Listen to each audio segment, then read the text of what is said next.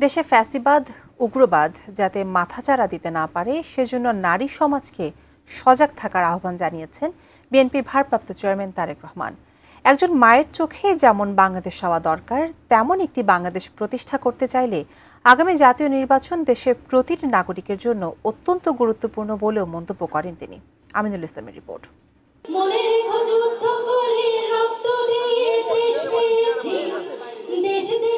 বৃহস্পতিবার বিকেলে বাংলাদেশ মেডিকেল বিশ্ববিদ্যালয় মিলনায়তনে ফ্যাসিবাদ বিরোধী নারীদের অবদান শীর্ষক আলোচনা সভার আয়োজন করে জাতীয়তাবাদী মহিলা দল।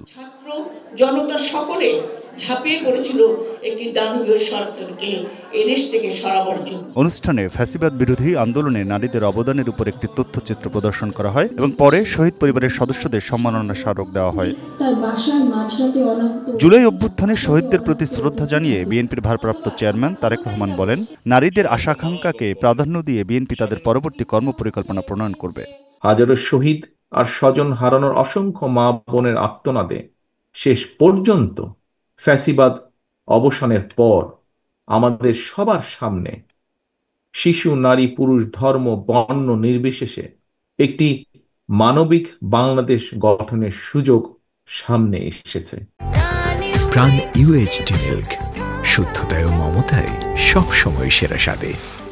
ভার্চুয়ালি দেওয়া বক্তব্যে তারেক রহমান বলেন, একটি নিরাপদ ও গণতান্ত্রিক মানবিক বাংলাদেশ প্রতিষ্ঠার চলমান অভিযাত্রায় মা বোনদের সক্রিয় অংশগ্রহণ এবং এর সমর্থন আশা করেন তিনি। একজন মায়ের চোখে যেমন বাংলাদেশ হওয়া দরকার, তেমন একটি বাংলাদেশ প্রতিষ্ঠা করতে চাইলে আগামী জাতীয় নির্বাচন দেশের প্রতিটি নাগরিকের জন্য অত্যন্ত গুরুত্বপূর্ণ। দেশে যাতে আর কোনোভাবেই আর কোনোদিন ফ্যাসিবাদ, উগ্রবাদ, চরমপন্থা মাথা চাড়া দিয়ে উঠতে না পারে, এই ব্যাপারে বিশেষ করে নারী সমাজকে অত্যন্ত সতর্ক এবং সজাগ থাকতে হবে। বিএনপি ক্ষমতায় গেলে 50 লাখ নারীকে ফ্যামিলি কার্ড দেওয়া হবে বলেও ঘোষণা দেন দলটির ভারপ্রাপ্ত চেয়ারম্যান। নারীদের অর্থনৈতিক স্বাবলম্বিতা অর্জনের জন্য বিএনপি ইতিমধ্যে সুনির্দিষ্ট বেশ কিছু পরিকল্পনা গ্রহণ করেছে। Aminul Islam, ATN news, Dhaka.